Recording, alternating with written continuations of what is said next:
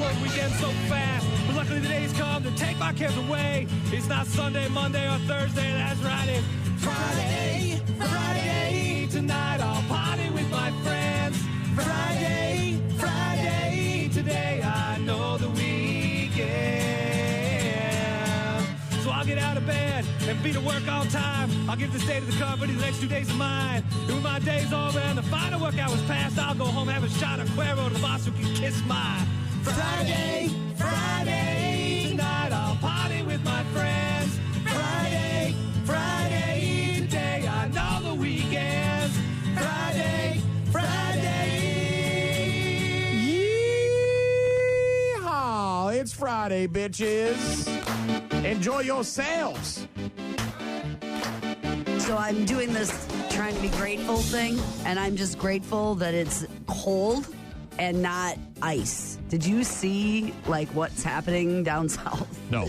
Oh, is this where they got to strand their cars on the highway because they get like inch and a half of ice they're expecting today in some parts? I don't care if you're from Wisconsin. I don't want you out here driving to get beer.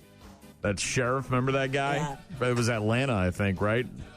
Down there in Georgia, there was a sheriff. I don't care if you're from Wisconsin. You shouldn't be driving in this. There's a huge portion of the country that today and tomorrow are going to get like potentially 12, 14, 16 inches of snow in areas where they don't get snow. And they have zero ability to deal with it. I saw Denver, obviously, where the Patriots are going to play football on Sunday.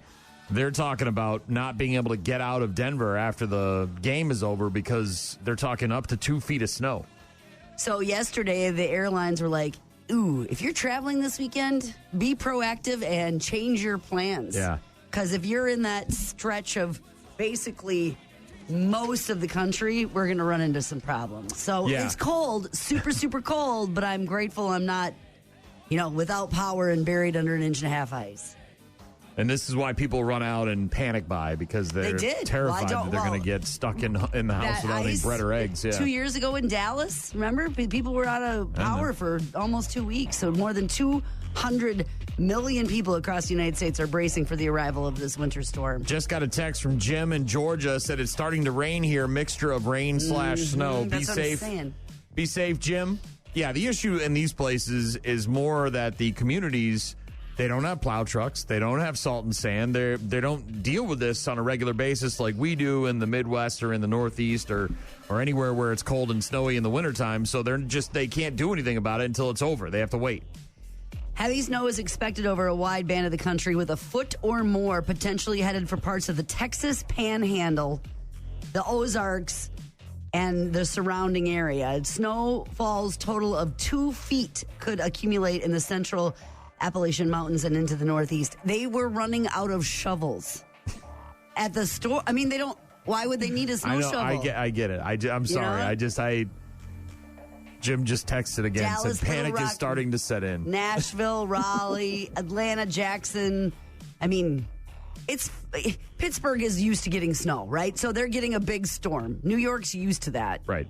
But they can deal with it. But they don't have the ability to do anything with 1.5 inches of ice in Dallas. I mean, they just don't. You just wait. You'll be fine. Play your Xbox. You'll be fine. It's the power outages that are the problem. We grew up in the Northeast. We had power outages all the time. The ice on the lines, the power lines would come down. We'd be without power for a week. Nobody can suffer because Brian didn't have power when he was young. We'd be without power for a week. It was not a big deal. You just, harsh, cold in place power outages leave people freezing without indoor heat in some communities. Yeah, they'll be fine. We got to toughen up. We're too soft as human beings. We've gotten too soft. I don't have any empathy. When I was younger, so zero empathy. Jesus. Zero. It's cold out. It is. By the way, it is cold here. Yeah, it's cold. We had a coworker come in. She's like, "Are you still wearing shorts?" I said, "Hell yeah, I'm still wearing shorts." Dangerous cold. I'm not going to be outside. We've got bitter cold air temperatures. If I'm going to be outside, I'll put some pants on. No kids are going to school, by the way. Everything's... The whole state of Wisconsin, I think. All right. Well, lots to get to. A Friday edition of the program. We'll get to bad news, happy music. If you want to be a part of the show with all of your texts about the weather or cancellations or whatever, rockmornings.com. We'll let you know what's in theaters this weekend and what's on the boob tube if you want to hunker down and watch something. Of course, it's show day as well. I was going to say, we've got get a big out and go concert. rock. Yeah, going to have a nice warm concert tonight at the Crosse Center. Hell yeah. With 311 and Sick Puppies and Lit. You can't stop hardcore Midwestern people from going out. You can't. Unless the COVID comes along and they shut down the bars because the government overreaches, then you could stop Midwesterners. But even then, we'll just drink at home. Well, and those roadies are loading in that show today. Yep. They're expecting you to show up. Get the job done. Exactly. Get the job done. Rock Mornings with Brian and Gene on your rock station.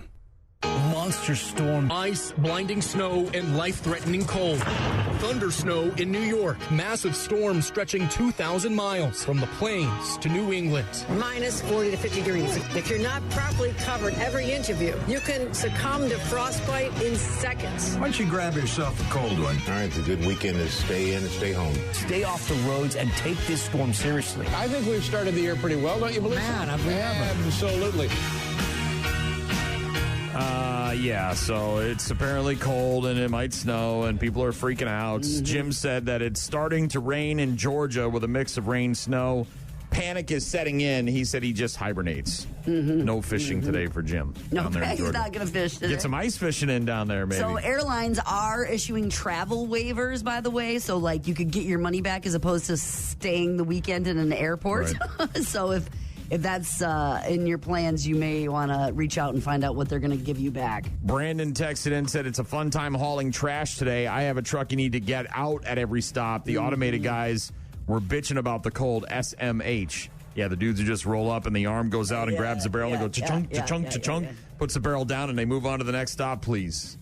Don't talk to Brandon about how cold it is. Brandon's got to get his ass out, wheel that dumpster over in front of the truck from whatever alleyway it's stuck in, stick it up on top, and then get back out afterwards and push it back. Yeah, Brandon. Yes. I did trash in this kind of weather. It was not fun. I know that pain all too well. And then Benjamin texted in and said, soft is right, LOL. Those bus drivers back in my day doubled as mountain Sherpas. It had to be a cataclysmic event for school to be even 2 hours late. Okay. LOL. Okay, relax. Yes. Relax. A lot of soft human beings. A lot of the soft rule is human 35 beings. below zero because kids have to walk. They have to ride buses. I'm not talking about kids. I'm talking about human beings. I'm talking grown-ass adults. So a lot Texas, of soft adults. What they're trying to avoid is what happened in 2021, which was that ice storm that left people without power for a very long time. More than 200 people died during that storm. So the transportation agencies are working overtime there, specifically in that, panhandle area to be prepared for heavy ice. And therefore, I don't think it's necessarily that as much as it is the potential for other issues that come from that. Obviously, in some of these places that Gene's mentioning where they don't get weather like this, they're panicking and freaking out and having trouble heavy ice.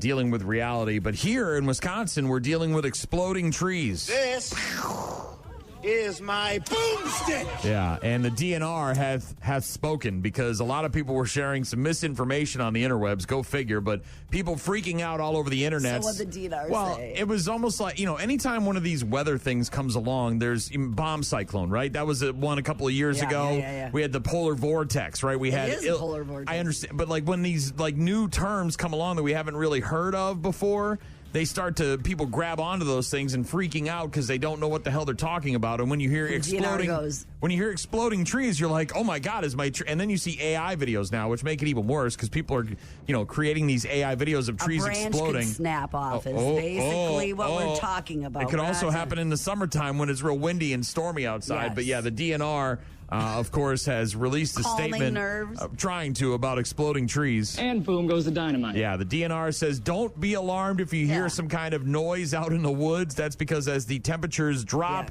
it doesn't just affect the ground that we walk on or the type of precipitation that falls from the sky. It also affects the trees, syrup and sap and water and all that and fibrous roots and all the things. When the sap inside a tree cools too rapidly, small cracks can become larger, creating or cracking or popping sound that can resemble a gunshot. That's how loud it can be. It can be very loud. Experts are reacting to several viral posts on social media about the phenomenon known as exploding trees, saying that it's extremely rare but not completely unheard of. It's basically like a pipe bursting in a house because things get too cold and the branch goes. Well, yeah, your house makes noises. Trees make noises. That's what happens. Bill McNee who is a forest health specialist with the Wisconsin DNR, said, it's not completely being made up. It's not something you can only see in the movies. It does happen. I've never seen it occur. One of my veteran counterparts has never seen it occur, but we know it does happen.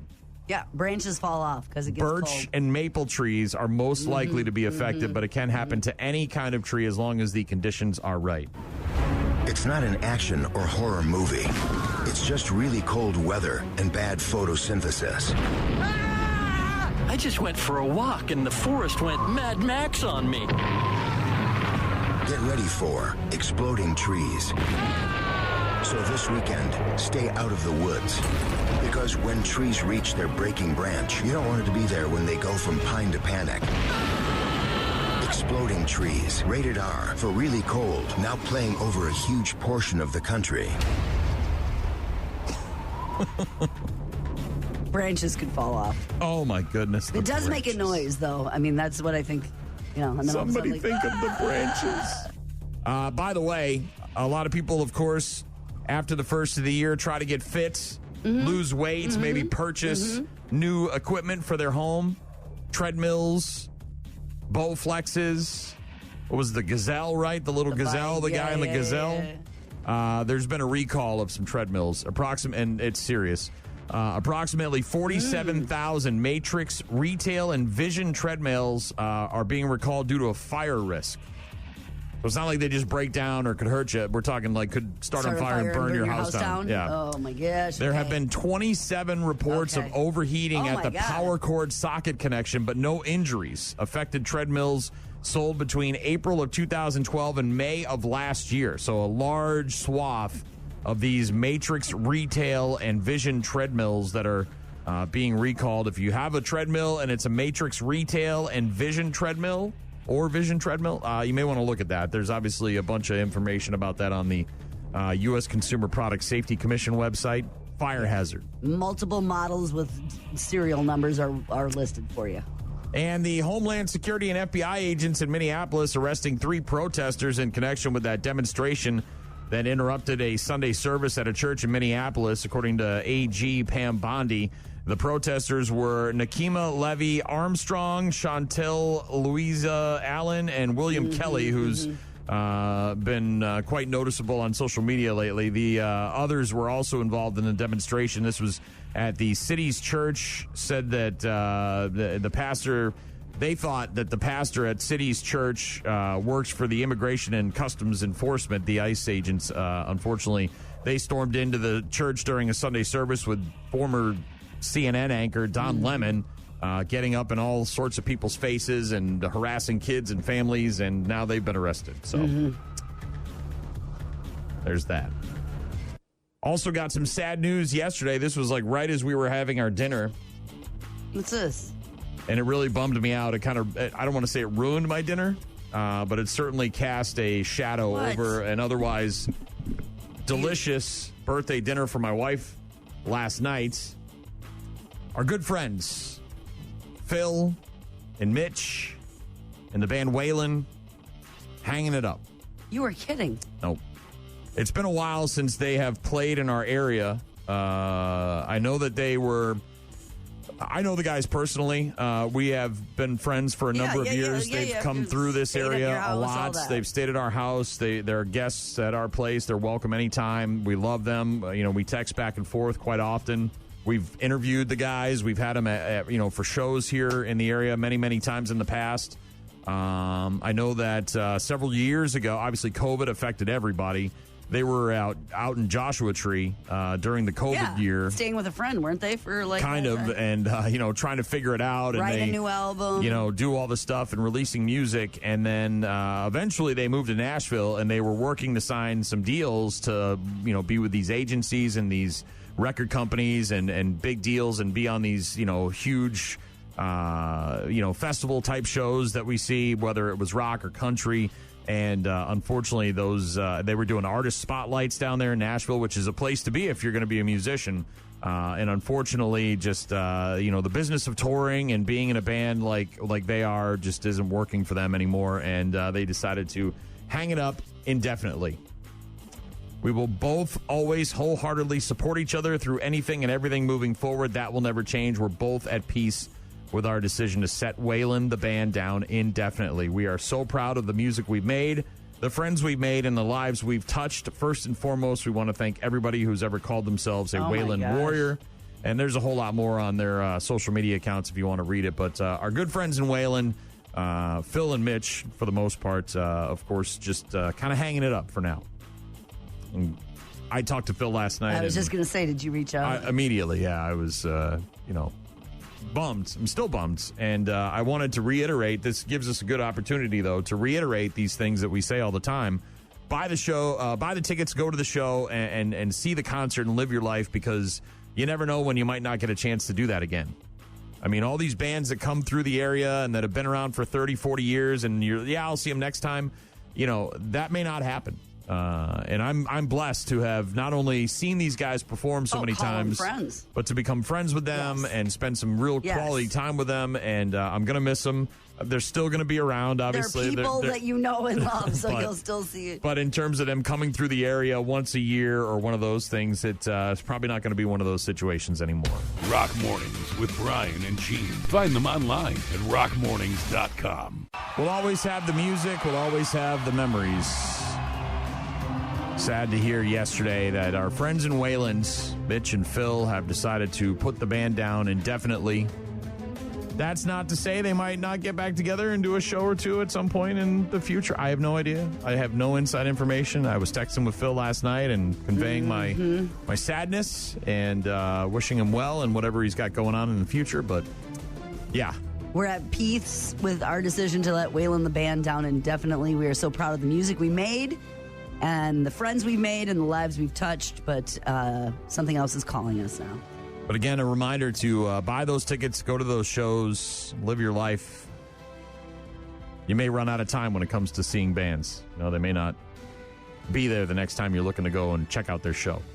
Cheryl texted in and said, I was sad to see Waylon's post last night. Such good music and memories. I agree with that. Glad you introduced us to their tunes. Badgers winning their 5th in a row last night, beating Penn State. They're playing really well right now. Just shy of 100, but still a 27-point win for Greg Gard and his team. Yeah, big rout, 98-71 final score. They're 14-5 on the season. Badgers now off until Sunday when they'll be at home against USC. That game is at 3 o'clock on Peacock. We'll see if the weather affects any of that stuff. I know that some of the leagues are trying to make plans on what they can do and how to pivot and all that stuff. The Milwaukee Bucks, on the other side of that coin, have lost 5 of their last 7. They're at home tonight, 8:30 tip-off on Amazon Prime against the Denver Nuggets. Pats in Denver, Sunday at 2 o'clock. That'll kick off the championship matchups. That'll be the AFC championship game. And then the Rams at the Seahawks Sunday afternoon at 5:30 for the NFC Championship game. Ravens announcing they have hired L.A. Chargers defensive coordinator Jesse Minter to be their new head coach. Minter receives a 5-year contract, has been the D.C. for Jim Harbaugh for the past 4 seasons in Los Angeles for the Chargers. Also oversaw the defensive units when Harbaugh was with Michigan in 2022 and 2023. Minter's first NFL job came with his brother John Harbaugh in Baltimore, where he was a defensive assistant from 2017 to 2020. So he knows the Harbaughs quite well. He spent some time in Baltimore already, and now he's the head coach. Indianapolis Colts acknowledging yesterday the existence of an FBI investigation into the death of the former owner, Jim Irsay, and the potential involvement of a California doctor who was reportedly prescribing him painkillers and ketamine. This is another Prince thing, isn't it? I mean, yeah, kind of. According to a story in the Washington Post, the FBI is seeking records and information about Jim Irsay's death, his substance abuse, and his relationship with Dr. Harry Haratunian, a California addiction specialist. I'm assuming the family initiated this, reached out and said, hey, we think there's something fishy about this. Mm-hmm. Also, speaking of the Patriots, I know you love talking about them. I do. It's your favorite subject. Tell me more. This is actually pretty impressive. It has very little, well, maybe not very little, but a little bit to do with the Pats. The ESPN telecast of the game between the Patriots and the Texans on Sunday. The most watched event in ESPN history, dating all the way back to the network's launch in 1979. How is that even possible? 38 million viewers tuned in to watch the Pats and Texans. The game also ranks as Disney's most watched sporting event outside of the Super Bowl across nearly 3 decades of live sports coverage.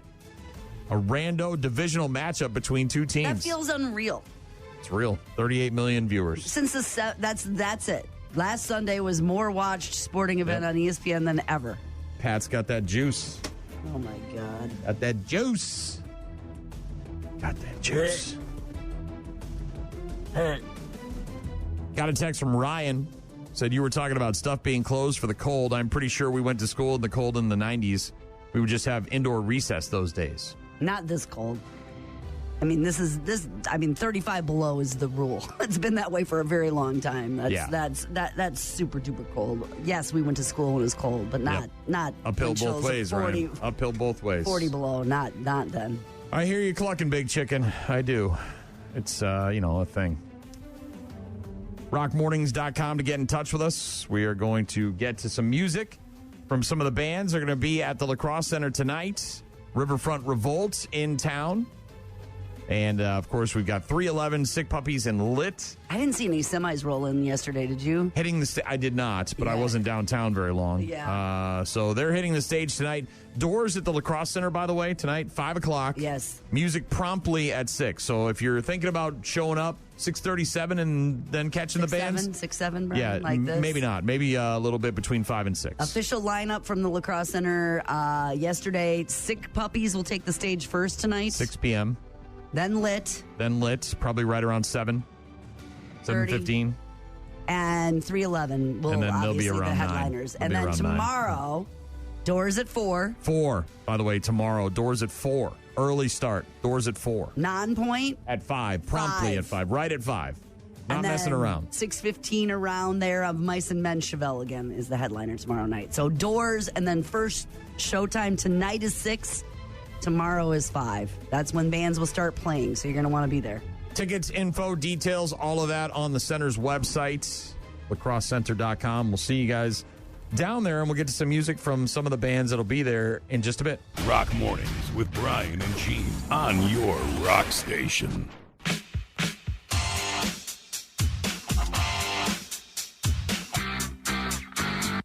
Oh, you know who you are. You've been doing your daily action, putting lots of overtime. You need some time off satisfaction. Just think how tough it's been. You've been putting out all that labor. If you use your wit, you can get out quick and do yourself a favor. Friday in effect, and you're pretty beat, I bet. It's been one tough week, you've hit your peak, and you've earned your paycheck. But now this week is over, and it's a little fun you're seeking. Your grin is wide, and I know why. Look out, here come the weekend. You know what I'm saying? That weekend's gonna be a monster, y'all. Weekends is finally here, and we got shows. Not just shows. Now, it is one event, but it's 2 nights. Starting with 311, which we just heard from tonight at the Crosse Center as part of the Riverfront Revolt. Tickets info is still available. Going to be hanging out with Doc and Lori. My wife, of course, will be there with me. We better reach out to Office Cora. Make sure she's on the road. I got her number.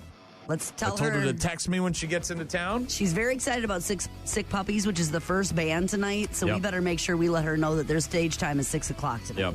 Yep.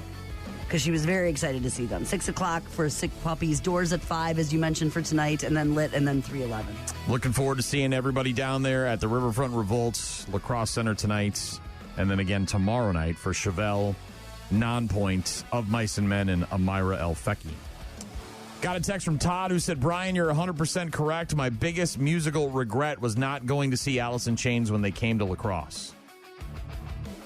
Yeah, obviously musical regret, not the same as regular life regret, but I have bands. I have several bands that I had a chance to see. Nirvana comes to mind, and I know that some people maybe are burnt out on Nirvana, but there was no mistaking. Live? There was no mistaking I never saw 'em how either. impactful they were in the late 80s, early 90s, and I never saw them live. I had chances to, but you just sort of brush it off and say, well, I got to... I'll do that next time. Right, and then the next time, Kurt Cobain's dead, and they're not a band anymore. So, again, sad news last night is my wife and I were out enjoying her birthday dinner. Our friends in Wayland have decided to put the band down indefinitely, stop being the band, and do some other stuff. So, and we'll stay in touch. They're good friends of mine, obviously. Yes. But for now, no more Wayland shows, no more new music from them, but we've got plenty of music to enjoy from the past.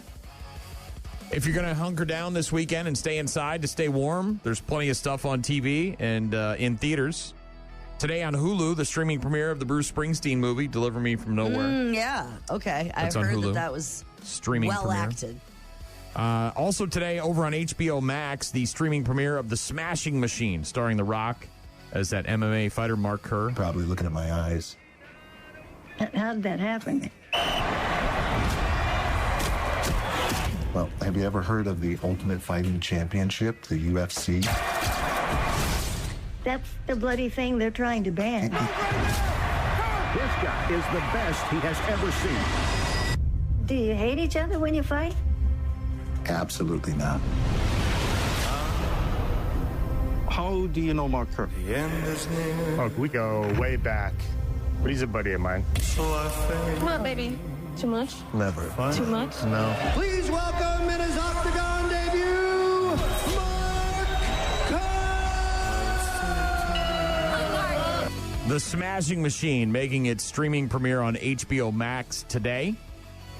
Also on HBO tonight, a couple of premieres.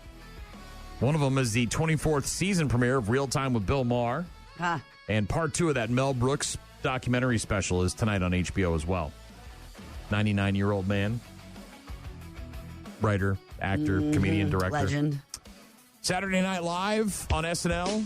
This week, you've got Tiana Taylor as your hostess with the mostest.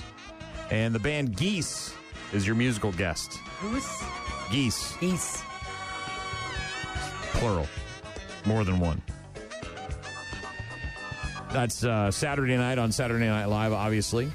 Then on Sunday, we got a bunch of football. Yeah, tell me about this. So are these games on NBC? No, right? That's the Super Bowl, but not these. Okay. Yeah. So CBS has your first game, which is at 2 o'clock, and that's the AFC Championship game between the Broncos and the Patriots. Let's go!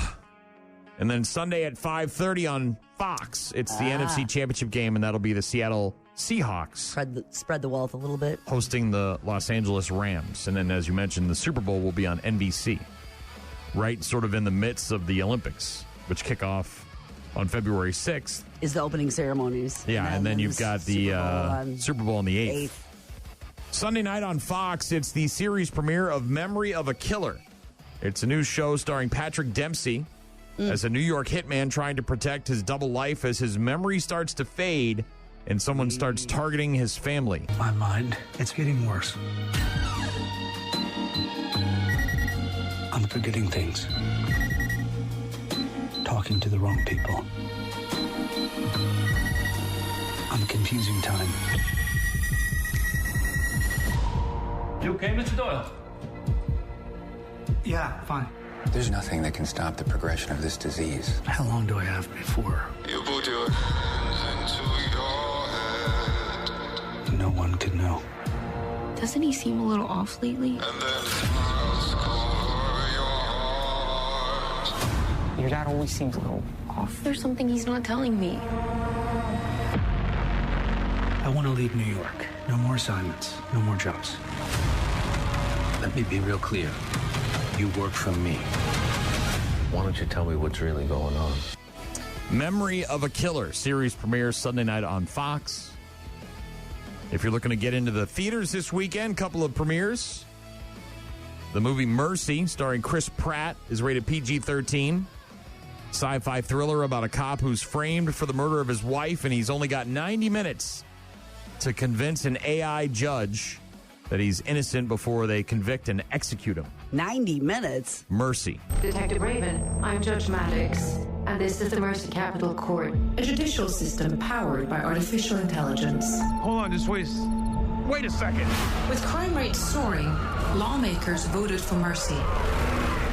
By acting as judge, jury, and executioner, Mercy keeps our city safe. I shouldn't be here. I helped create the Mercy program. I'm proud to have sent the first suspect for trial here, and I will continue to send more until the message is received. Detective Raven, I know precisely who you are. You're before this court today charged with the murder of your wife. Uh-oh. PG-13, Mercy, starring Chris Pratt and Rebecca Ferguson. Okay. Also in theaters, Return to Silent Hill. This one's rated R. A British actor by the name of Jeremy Irvine stars as a guy who's drawn back to Silent Hill after he gets a mysterious letter from his lost love.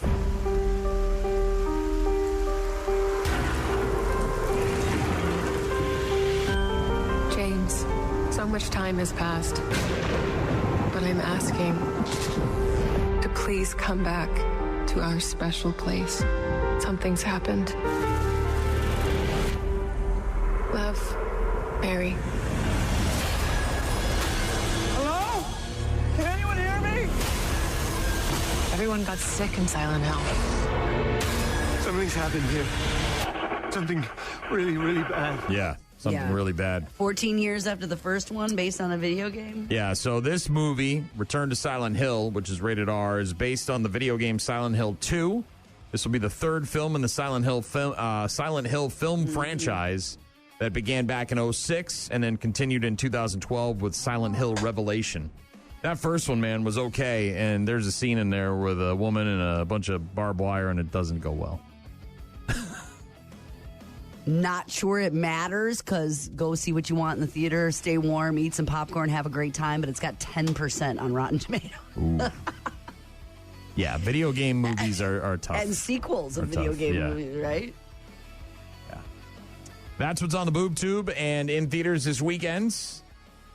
I'm going to be busy tonight and tomorrow night with the Riverfront Revolt at the Crosse Center. Live music, lots of our friends, big beers, hanging out, having a good time, staying warm. You've seen Sick Puppies, yes? I've seen everybody except really? for Amira Alfecki. Is that? I think You've that's seen 311? Yeah. Oh yeah. Yeah. I saw them many years ago though. This was a long, long time ago. We're running out of time here, but one of my good friends, Chakas, the crazy blonde that I love so much. She was obsessed with 311 when we were in high school. And so she dragged me to a couple of 311 shows. They're okay. I like them. They're not like my favorite. Because I'm just not into like stoner rock. That's just not really my jam, like the jammy stoner rock that they do. I'm more of a thrash metal guy. But I've been in, it's probably been 25 years. Sure. Right. Since I saw them. So yeah, it's been a minute. Yeah. Are you getting her merch and mailing it to her? I don't know. I'll see if she. I'll have to shoot her a text. Maybe today. go live with her tonight while you're at the show. Maybe I can. Well, if I'm going to be back there doing stage intros or whatever, maybe I'll run into the band and see if they can do a quick record something for her. A quick hello for my friend Chakis. Nice. Effing Chakis. Yeah. Okay. Rock Mornings with Brian and Gene. Find them online at rockmornings.com. Offspring, Rock Mornings, Brian and Gene.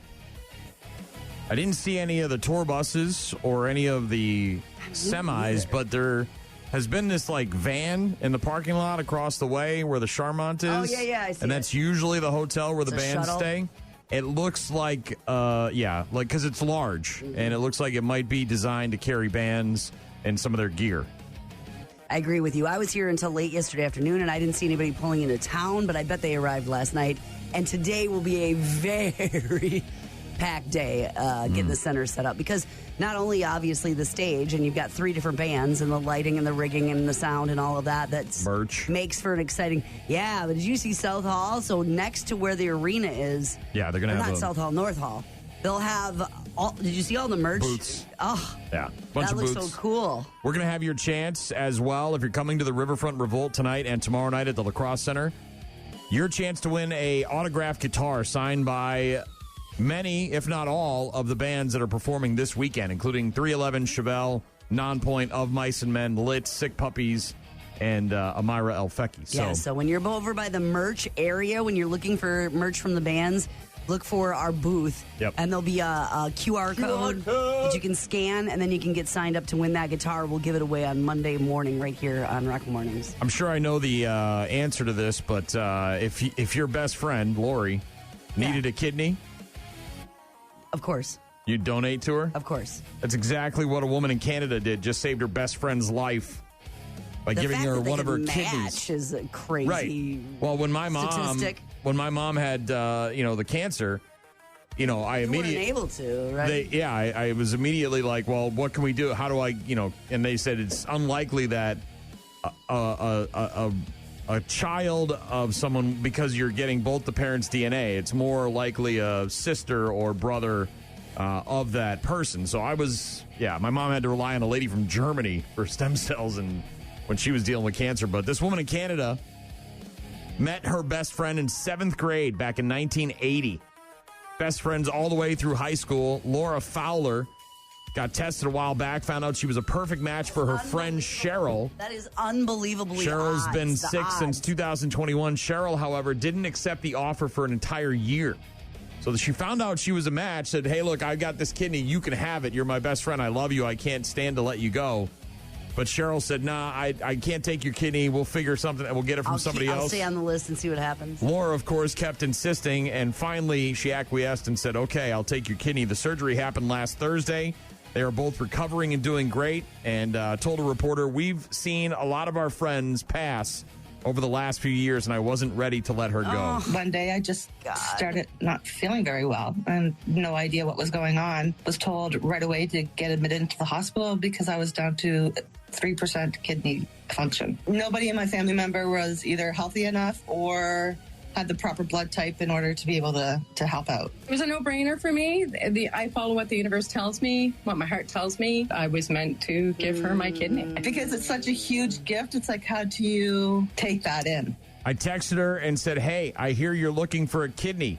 You can have one of mine if I'm healthy enough. Fowler didn't hear back from her about the offer right away. She says, it took me a year to accept it because it's such a huge gift. It was when she finally went and saw her family doctor that I knew she was very serious and that she wanted to do this. That's when I said, well, here's the info and let's go. And now she has a new kidney. The odds of that are astronomical. Right? That you're a match? Real. Like, ironically, when you're talking about my friend Lori, her dad needed a kidney and neither her nor her brother could donate. Like you were talking about, sometimes family, it doesn't match. It doesn't work. And here you find out that your best friend your entire life is a perfect match. Crazy odds. Somehow this class ring went from Boston to New Jersey and spent 60 years waiting to be found. A woman from Nebraska got her 1966 class ring back after a guy with a metal detector found it on a beach in New Jersey. It was missing for years, obviously. No one's sure how it got there. Her family lived in Boston for a while, but never New Jersey. So somehow she lost the ring when they were living in Boston, and it floated all the way to Jersey, I guess. We still have no idea how the ring got there. On the further outside, there are her initials. There's a B and a W. Through that little amount of information, he and his friend were able to come up with Crete, Nebraska, and the class of 1966. For this young man to take it upon himself to do this is monumental. It does show that there's good in people and that they're willing to follow through with, kind of a neat sentimental type thing. Crete High School in Crete, Nebraska is where the ring is from. Turned out to belong to Barbara Weilage, the B and the W, the initials on the side of the ring. Laura Renker, who is the assistant director at the Crete Public Library, got the call about the ring before she passed the message on to the Crete Public Schools Foundation. And they looked through the records and are like, 1966, Crete graduating class, who's got the initials? Biggity bam, it's Barbara. And guess what? Barbara's still alive. Items lost in Boston can wash up in New Jersey shores driven by south-flowing longshore current. And it's been proved from historical reports of shipwrecks and debris. So they found things that were lost in Boston and washed up there. So note to self, if you lose something in Boston, it takes 60 years. And then go to New Jersey and you might find your ring. That's nuts. Last but not least, this is absolutely insane, the video of this. Firefighters near Grand Rapids, Michigan, saving 2 adults, a child, and a cat from the 3rd floor of a burning building last week. One of their helmet cameras got it all on video. And, of course, it's brutally cold out there, making it even harder to fight fire. Like all that's yes, bad, yeah. Everything's crazy. And there's helmet cam footage of these firefighters, these brave men and individuals running into this building, which is what they do all the time anyways, and then saving these people's lives. We're on the way. Hang on. Thank you. Thank you, guys. My baby, please. My baby. I got her. No. Hang on. Hang on. You get out there? You're doing good here. Keep coming. You're good. We got you. Everybody out of that apartment. Who else? Who else in here? Nobody? You run in there. Gosh. You have no idea how many people are in this place. You have no idea where they are. They're yelling, they're panicked, they're screaming, they're freaking out. They're threatening to jump out of the window, 3rd floor of this building, and they're going to jump out the window. And the firefighters are yelling, "Don't jump. There's a ladder coming up." Right? So they're rushing in headlong into this fire. The crews quickly got the 35-foot ground ladder up to the 3rd floor window to help the trapped residents. She's yelling about the baby. My baby. 2 adults, the baby, and the cat as well, which is, boy, oh boy, that you wouldn't get my cat. He'd be in the couch. You wouldn't find him. In the wall. Sadly. Oh, yeah. Extreme cold besides the fact that there's a fire. So all 3 people treated by the ambulance crews for smoke inhalation, taken to a local hospital. Injuries not considered life-threatening, but don't jump, we're coming. Video going viral of that firefighting crew from Michigan saving those people's lives. Pretty impressive stuff. We got a lot to get to yet. We're going to hear from some more of the bands that are going to be at the Riverfront Revolt tonight. Just got a text from Alex. He said, "Show day, baby. Working a gig in Riverside, then I'll be coming down to hang for the show. Super excited." Tickets for each day are available online, of course, at the La Crosse Center box office. When you walk up, you can buy tickets for tonight. You can buy tickets for tomorrow. You can buy them for both days. Yes. Looking forward to seeing you there. Rock Mornings with Brian and Gene. Start your day with Rock Mornings. Today, it's National Pie Day. How many National Pie Days are there? Pies. Never enough National Pie Days, if you ask me. Who wants a piece of pie? Who made it? I love pie. I love pie. Do I look like a guy who doesn't like pie? I love pie. I love pie. Who doesn't? Want another piece of pie? Happy National Pie Day. Showtime! Unlike March 14th. I was just going to say, isn't that Pie Day, March 14th? This is pie that you eat. Like apple, cherry, blueberry, lemon meringue, whatever your preference is. Not a big pie guy. Given the option, I'll always take cake or some sort of other doughy sort of consistency type thing. Cupcakes, cookies, brownies.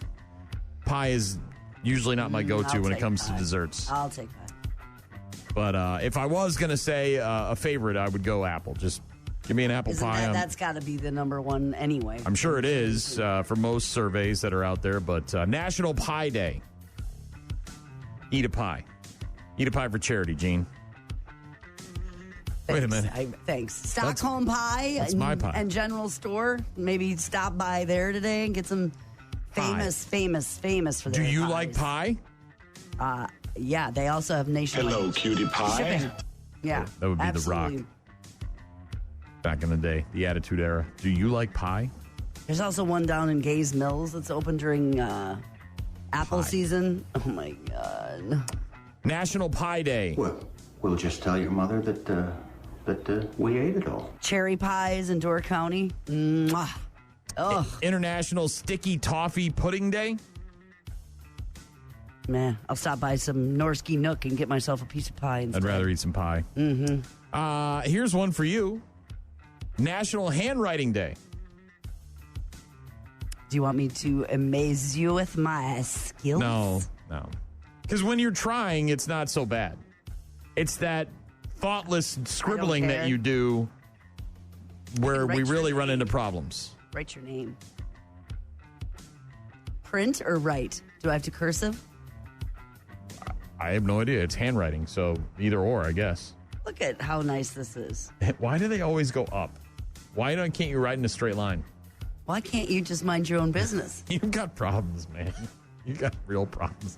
You might have some. What is the commercial? Telekinetic carditis or whatever. I don't know that what you're stuff talking about. TD. You got them TD movements. You got the telekinesis carditis or whatever it is. They got a special medication for that. No, it's a commercial. I see it all the time. Look at straight across. Dude, that is not straight. You couldn't build a home because your stuff would be unlevel. You'd be sinking. Or something. I get a square. Oh man, level. You'd be a mess. National Handwriting Day. Also, National Pie Day, not to be confused with Pie Day, which is on Pie Day, March 14th. Did you know the Stockholm Pie and General Store, which we're lucky enough to have like in the vicinity, right? Named Best Pie Shop in America for the second year in a row. Where's this place? Stockholm Pie and General Store. You've never been there? You're speaking Greek. Oh, man. Never even heard of it. You got to go. Stockholm. Where is it? In Stockholm. Sweden? No, Wisconsin. Like between here and Eau Claire, essentially. Is it oh by my God. Independence? The pie is so good. Is it by Independence? Never had it? No, I've never even heard of it, let alone had it. Is it by Independence? Where in between here and Eau Claire is it? Well, I'll get you the exact address, and we're going to go get some pie. World famous pie shop. Last but not least, it's also Measure Your Feet Day. Really beautiful feet. Yeah.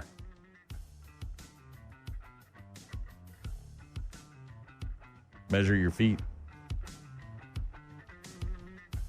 Do you know how to properly measure your feet? Sure.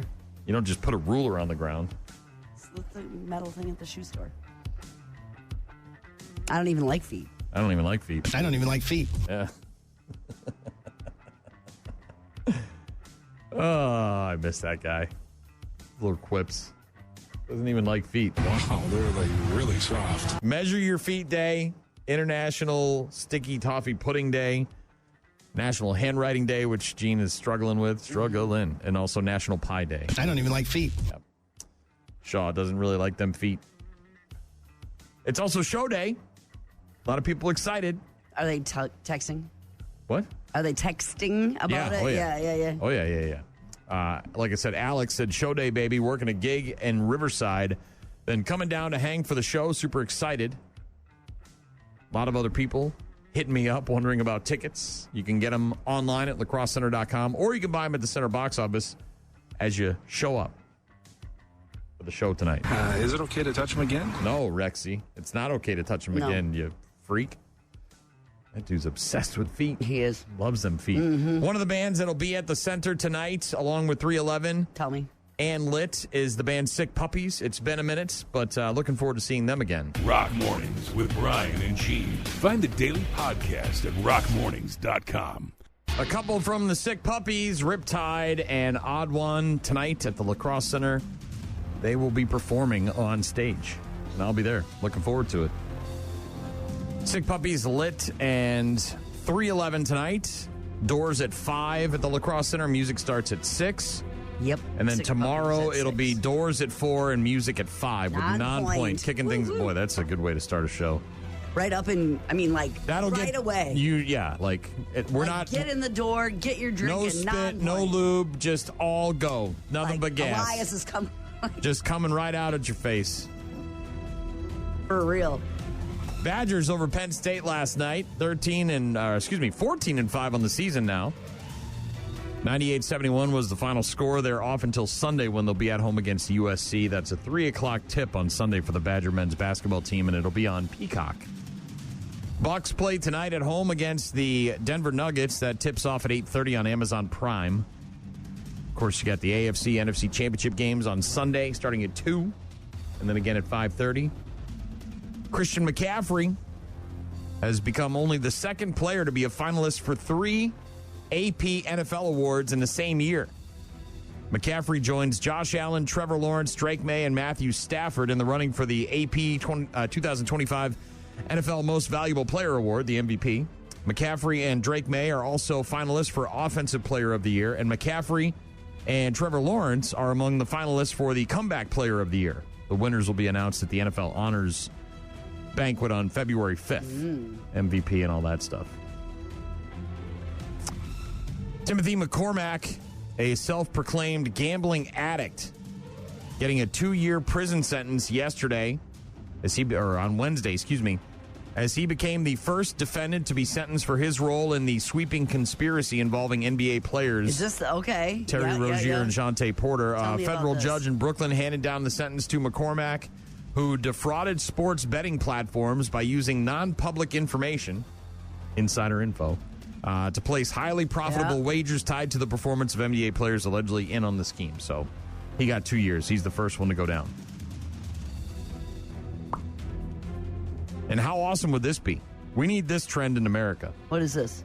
This will never happen, but boy, oh boy, would this be great if it did.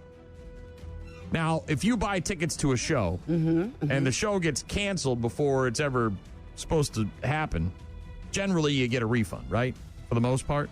Right, or a rescheduled date where your tickets will be issued for that. Sure. But what do you do if you travel to see your team play, not at home, at some visiting stadium, and they poop their pants on the field? Do you get a refund for that? You go out there, you show your support? No. They don't owe you anything, right? Correct. Not the Manchester City soccer team. Now, look, so if we don't play good, this is soccer stuff, and I don't live in the world of soccer, so I'm probably going to mess it up. All right. But Manchester City's captains have announced they will refund the cost of tickets for nearly 400 of their supporters who made the trip to Norway for a 3-1 loss to another team in the Champions League. Bodo Glimt? Dude, I don't even know. How is that a word? Bernardo Silva, Ruben Diaz, Erling Haaland, and Rodri said, we played so badly you can have your ticket price back. Said it was the least they could do for the fans who traveled to the Arctic Circle after a dismal performance on Tuesday. All they could do. The bill for the 374 tickets will come to almost $13,500. Yeah, the tickets was the cheap part about getting to Norway. Well, they're not paying for their travel and their hotel and all that. Here's your $40 back.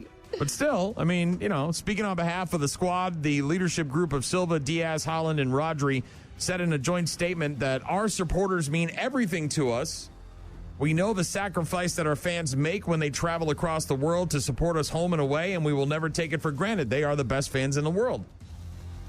You show up, you expect your team to go out there and dominate. They poop their pants on the field. They lose 3-1 to some jabroni. And then the team says, our bad, here's your ticket price back. Yeah. Well, so it cost them $13,000 to really Well, do you know how many millions of dollars those guys probably all make? So that would be awesome. So it worth it to make those fans be, lifelong consumers? Which they already are. Mm-hmm. And these soccer nuts are nuts for a reason. And they'll just buy some merch. But yeah, getting their ticket prices back. That's pretty cool. I don't think that'll catch on in America anytime soon. A refund for bad performance? No. Probably not. No, because then they'll get death threats, right? Isn't that how we do it instead? Yeah, oh yeah. Yeah, there's no escalation. There's just right to the death threats. Rock Mornings with Brian and Gene. We're going to get to Bad News, Happy Music later on. Our weekly check-ins. We'll, of course, read your texts and emails and get to your phone calls and voicemails and all that stuff. Plus, an interesting list of scientifically accurate movies according to NASA. Ooh, space movies? Yes. So this isn't going to be your favorite one, is it? Where he left him on the Yo Harry. That one is on the other end of the list. It's not real. It's not based in science. Apparently not. Not scientifically accurate. What do those dorks down at NASA know? Rock Mornings with Brian and Gene. Weekdays, 6 to 9. Day Seeker. It's Rock Mornings with Brian and Gene. You can find all of our contact info online at rockmornings.com. You can also download the two apps, 95.7 The Rock, 92.9 The X. Send in pictures and videos and voicemails, whether you're in Wisconsin or Minnesota or South Africa.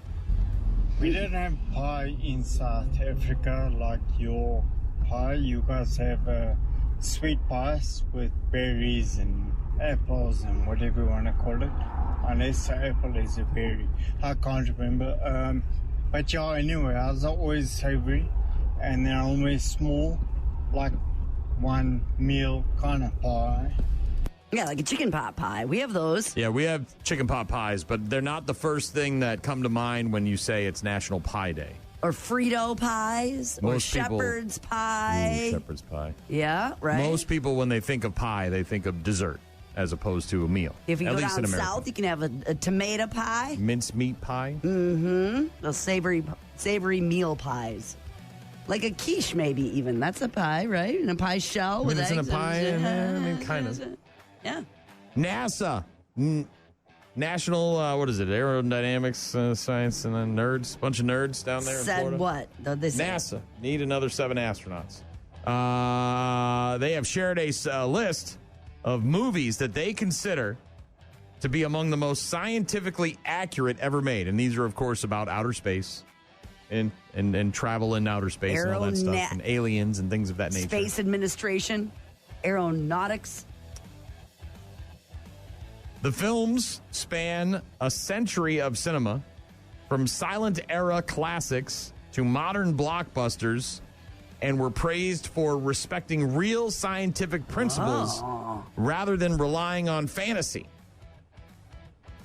He's a man. There's nothing illogical about flying 2 spaceships into the back of a comet using a lunar boost and then landing on iron ferrite and drilling through it and dropping a nuke in there. There's nothing whimsical or fantastical about that. That Sounds is completely- hardcore 100% Yes. science. Yes. The whole firecracker thing, put the firecracker in your open hand, might No burn your hand. misconceptions blow there. your fist off. That's reality, baby. Yes.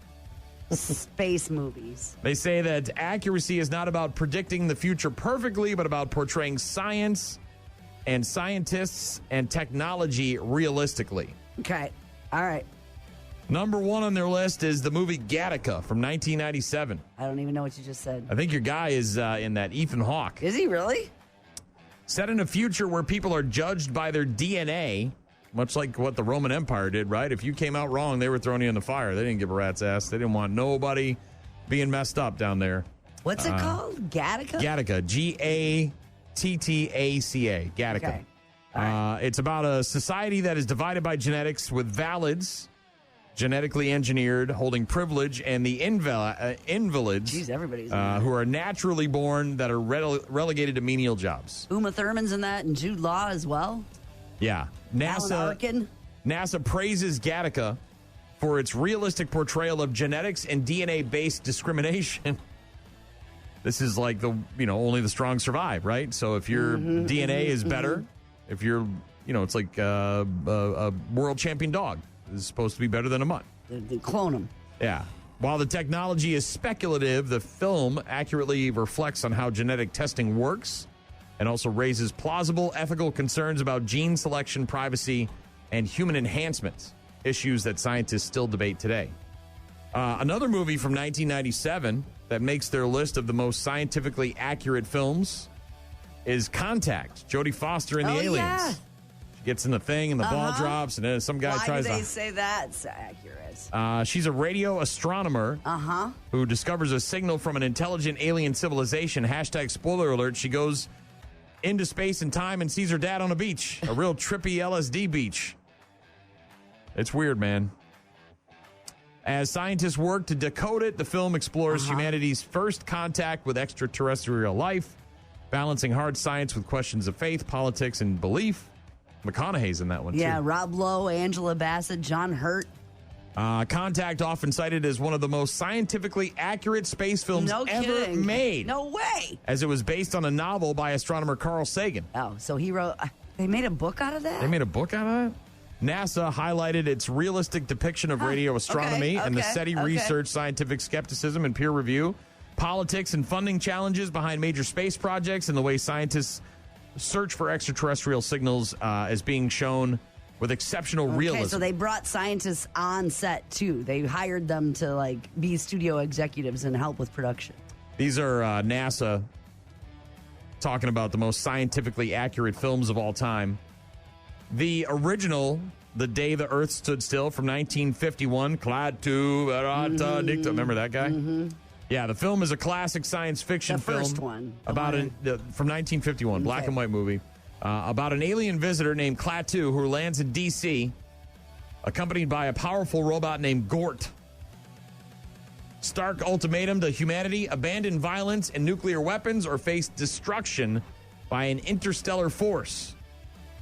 NASA pointing to the movie as a serious treatment of extraterrestrial contact, portraying aliens as advanced but logical beings rather than monsters. The movie emphasizes science, diplomacy, and global consequences rather than fantasy-driven invasions. There's some other ones on here. We'll get to the last one. These are NASA's scientifically accurate films. Okay. Jurassic Park from 93, the original. We're seeing it now. They're bringing back woolly mammoths. So they're saying the way they talked about the gene splitting and saving and doing all that stuff. Taking some frog DNA and adding some dinosaur DNA and biggity bam, you got an omelet. What do you got here? The movie from Steven Spielberg, obviously about a billionaire and his theme park and dinosaurs.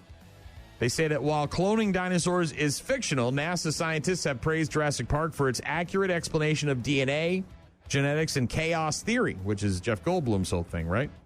The film correctly shows how small variables can lead to catastrophic outcomes in complex systems, a real scientific principle. Welcome to Jurassic Park.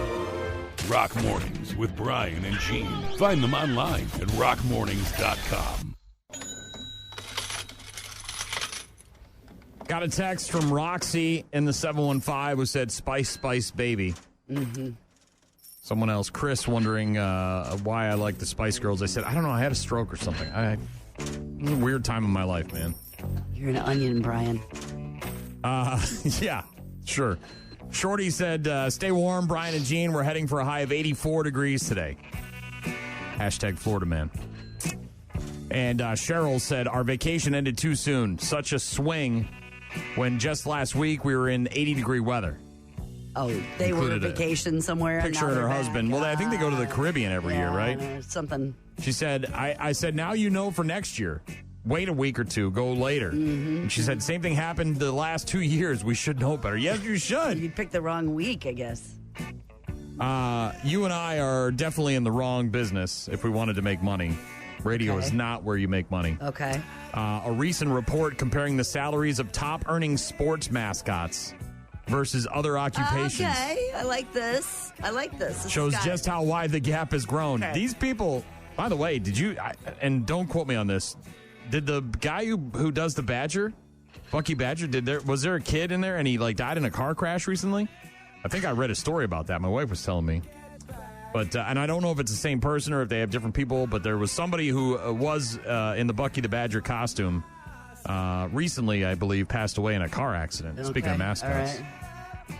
But there's a lot of very famous mascots out there. The Philly Fanatic and Gritty and the Chicken, right? The San Diego Chicken, and there's a whole bunch of other ones.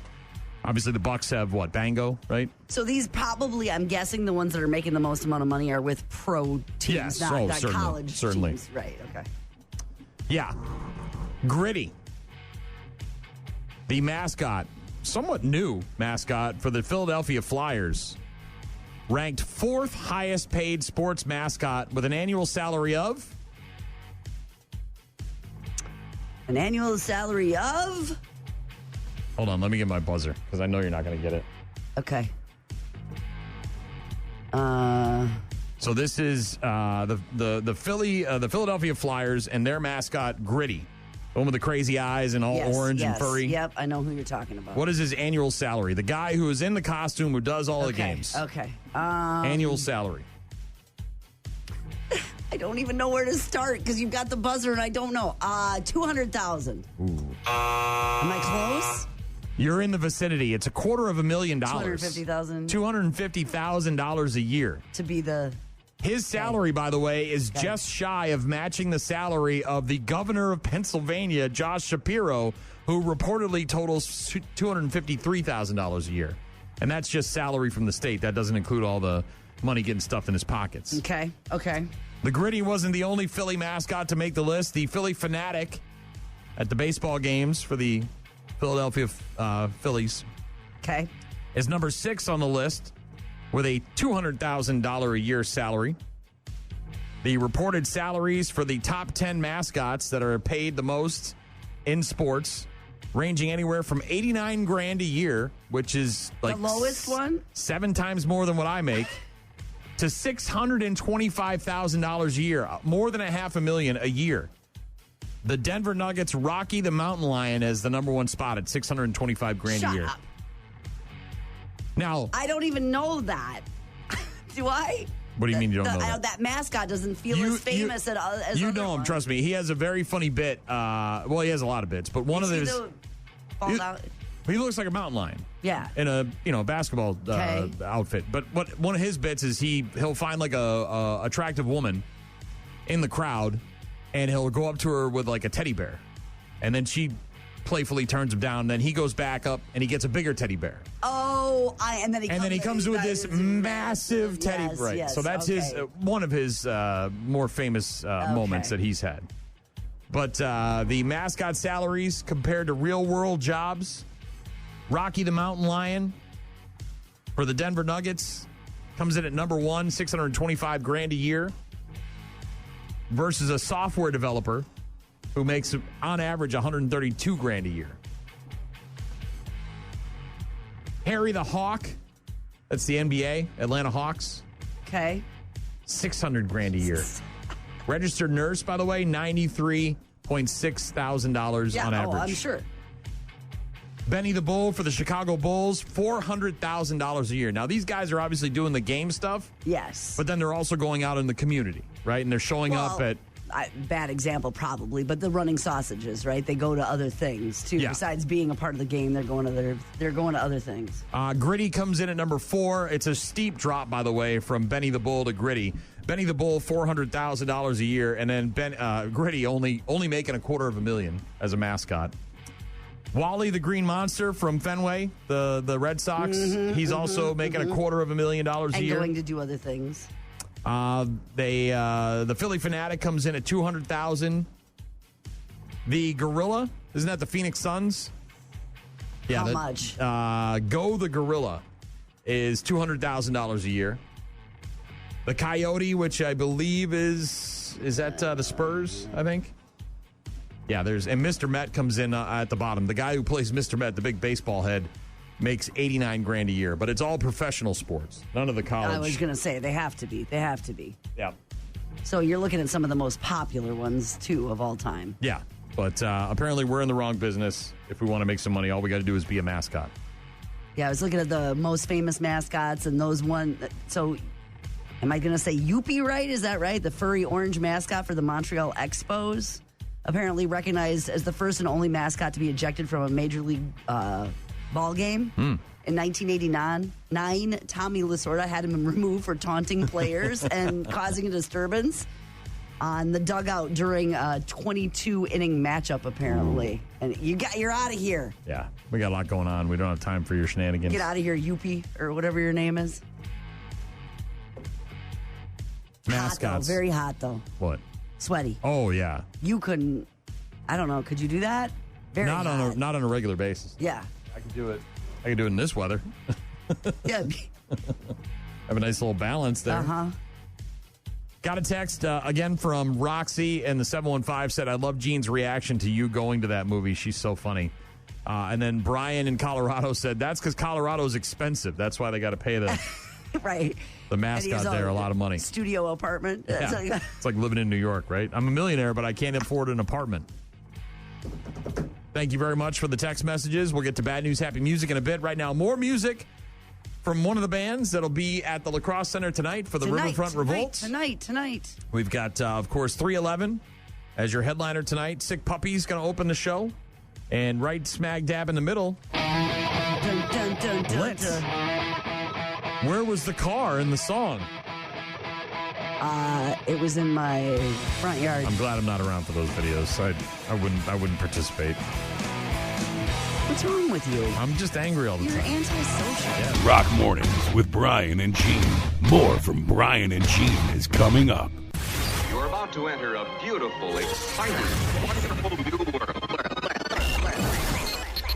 A cockroach living in your nostril. Now that's just nasty. Add in some Haven't pooped for 30 days.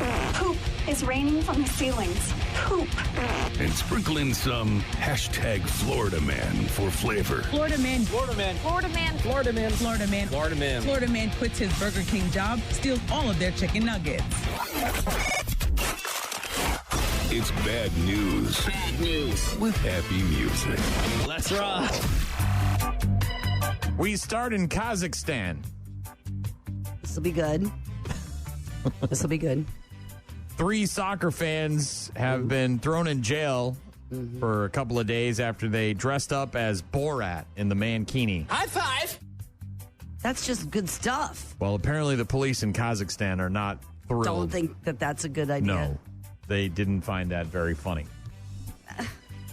The 3 fans are fans of a soccer club called Club Brugge, Brugge, and they were thrown in jail for 5 days after they dressed up as Borat while in Kazakhstan. The Belgian soccer team made the very long trip to Kazakhstan last Tuesday for their game in the Champions League. They won 4-1, got a nice little victory while on the road, keeping their hopes of qualifying for a playoff spot alive, but it wasn't a very successful trip for the 3 men dressed up as Borat. You remind me of my sister. Are you also a prostitute?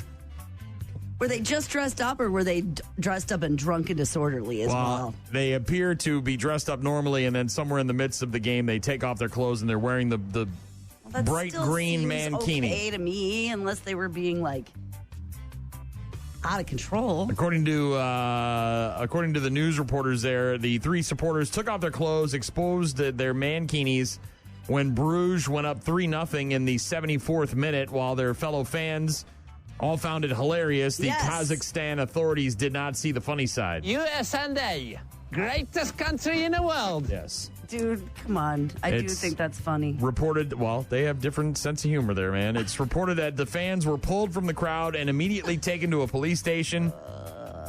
A friend of the 3 men said they did it for fun, but the police considered it an insult.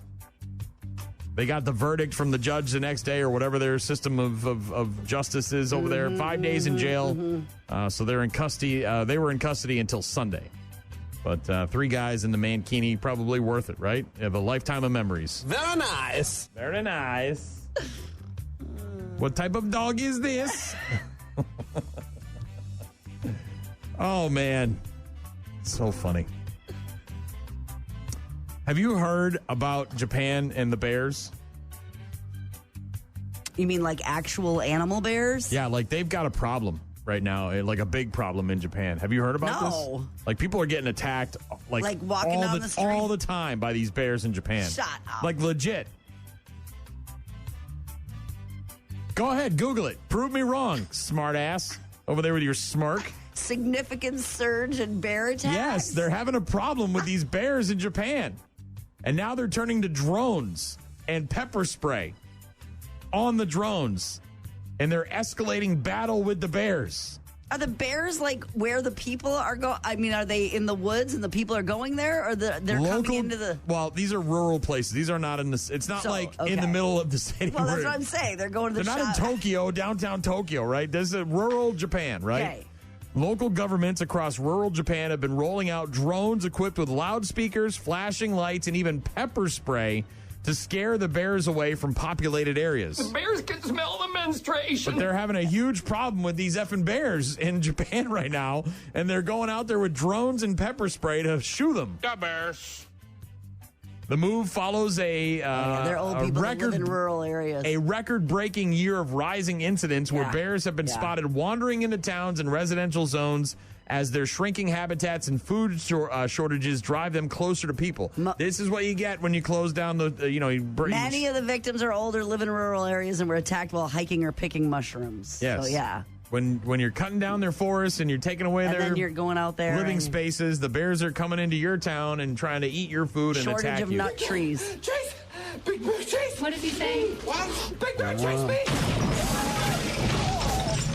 Yeah. Yeah. But now they're sending out drones with loudspeakers, flashing lights, and even pepper spray to try to get these bears out of their living spaces. Is that a dong on a drone? No, actually, it's pepper spray on a drone. You're a little bitten off. Yeah. They bite your a ear bear off. attack, man. Bite your freaking leg off, man. Messing around with these bears. This guy. This might be one of the funniest but dumbest things in the history of criminology. I mean, in the history of criminals. But, but it's funny. I love it. I love the hustle. It takes a lot of gumption to do something like this. Gumption. A lot of work, too. Okay. A guy in Kansas City is accused of running a very elaborate scam involving vehicles, where he would sell vehicles to unsuspecting buyers on Facebook Marketplace, which is where everybody should go to buy cars. And then he would go and steal them back and then resell them again. On Facebook Marketplace? Yes. Mamadou Diallo is 24 years young and now faces 14 felony charges after allegedly defrauding at least 8 victims out of more than $24,000. This guy is charged with 6 counts of first-degree tampering with a motor vehicle and 8 counts of forgery. If convicted on all of these counts, he could face up to 100 years in prison. Between For May... $24,000? He did this in the span of 2 months, May and June of last year. The Kansas City Police Department said it received 8 stolen vehicle reports that followed a very similar pattern. In each case, the investigators indicated the victims purchased a vehicle through Facebook Marketplace from a seller using an online alias. Yeah, we sold our van on Marketplace. Okay. That seller was later identified as Diallo. After completing the sales in person, Diallo provided what appeared to be legitimate titles and bills of sale. So you had all the documents printed up, maybe used some AI to get this all taken care of. And then? But shortly after the transaction, law enforcement officials said each buyer reported their newly purchased vehicle as stolen. So he knew where they lived. He knew where they live, and he had Yes. the keys, and so he'd go and take it back. Cops caught on after they got 8 different stolen vehicle reports that were all very similar. The people paid cash. They got what seemed to be the legitimate title for the car, and then it was stolen the very next day. He got caught after he tried to sell the same car to the same buyer twice. There's the problem. This woman bought the car the first time, and then he went and stole it from her, and then he tried to sell it back to her the second time. Yeah, he scammed her for the car. She saw it for sale again, used a different Facebook account to reach out, and he tried to sell it to her for a second time. Yeah. She also got security footage of him stealing the car at about 1 in the morning, just 7 hours after he sold it to her. Again, faces up to 100 years in prison. It's very, very, very wrong. But 100 years in prison, there's people that are pedophiles that don't get that. I know. Pedophiles should not, they should get the bolt. They should get the bolt. Right. Get rid of them. They got no business being in society. That's a lot of work for $24,000. I mean. Well, I mean, you sell it cash. People don't have a lot. I know what you're saying. It's like $1,000, $2,000. Right? Yeah, I mean, I got that in cash. Okay, sure. And then if you get it stolen, I'm not going to chase down a $1,000 car that you just bought on Facebook Marketplace. Oh, well, you know what I mean? Like, not very important to us. We got real crimes to solve. This guy was double dipping. What are you doing? What? Did you just double dip that chip? Excuse me? You double dipped the chip. Double dipped? What are you talking about? You dipped the chip, you took a bite, and you dipped again. So that's like putting your whole mouth right in the dip. He was a double dipper. He was. Would have got away with it, too, if it wasn't for you meddling. Man, he just made that. He slipped up once. He made one mistake. Tried to sell the same car to the same woman. But it was a different profile. He didn't know. It was I know. I asked you to buy it for me. And but he then slipped up. He slipped up. Well, you can't be doing that in the same market. Well, Kansas City's a big city. You can, I Kansas guess. City's a big city. He did for a while. Got away with it for a couple months. Last but not least, bad news, happy music. You know what Patagonia is, right?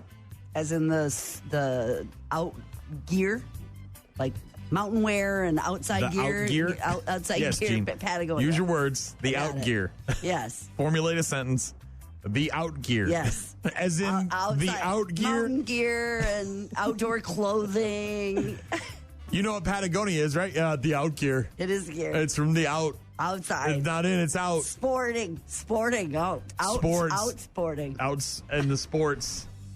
Yes. Skiing, snowboarding. In a more complex way. Patagonia is an outdoor company that sells clothing and... That's not cheap. Yeah, well, no, of course not. Mm-hmm.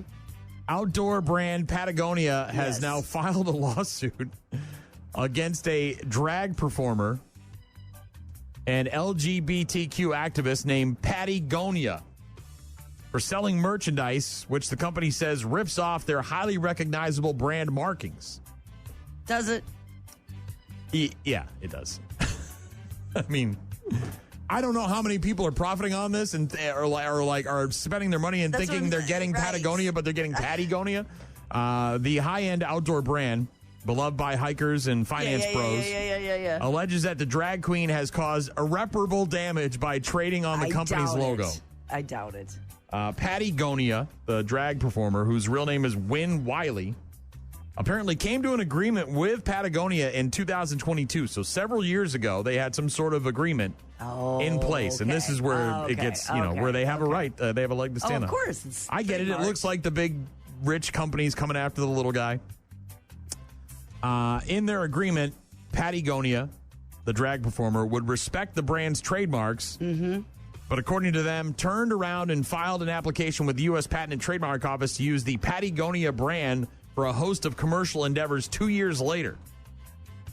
No, well, we agreed on it, and then you didn't. So the same logo and fonts and that kind of thing? The font is the real sticking point here, because they have a very recognizable font. So it's not that it just called that. It's this drag guy, his trademark application shows he intends to launch a wide-ranging commercial enterprise under the Patagonia brand, including apparel sales and using the name to promote his upcoming shows and appearances.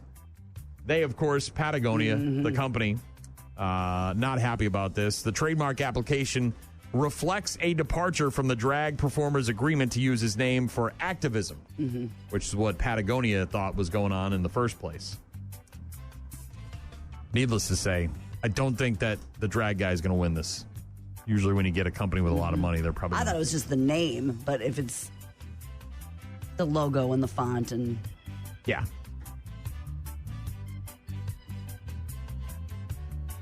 One day you're just selling out gear. And the next day you got to go to court. The next day you got to sue some guy who dresses up as a lady. It's a wild world. It puts on eyeshadow. You know, you got to... man, what are we doing? We're making out gear here. We're making out gear. We're just trying to make some good out gear. This guy's over here. Right. Using our logo. Warm out gear. Bad news but happy music on Rock Mornings with Brian and Gene. Going to get to our check-ins after. We'll wrap it up with a bow here. As we started with Waylon, we'll finish with Waylon. If you missed the news earlier this morning, last night while I was enjoying dinner with my wife, our friends in Wayland announced on social media that they will no longer be going forward as a band. I don't think they're going to do individual things either, right? I don't know what they're going to do. I didn't really ask Phil. I'm sure they've got irons in the fire and all sorts of other stuff. They're creative guys. They love making music, so I'm sure they'll continue to do that, but just not as Wayland anymore. Rock Mornings with Brian and Gene. Find them online at rockmornings.com. Call. Hello. Email. I tried emailing you. Text. So many ways to check in with us. Check. We rely on you guys for traffic updates, requests, and all sorts of other stuff. Check this out. Rockmornings.com is the website.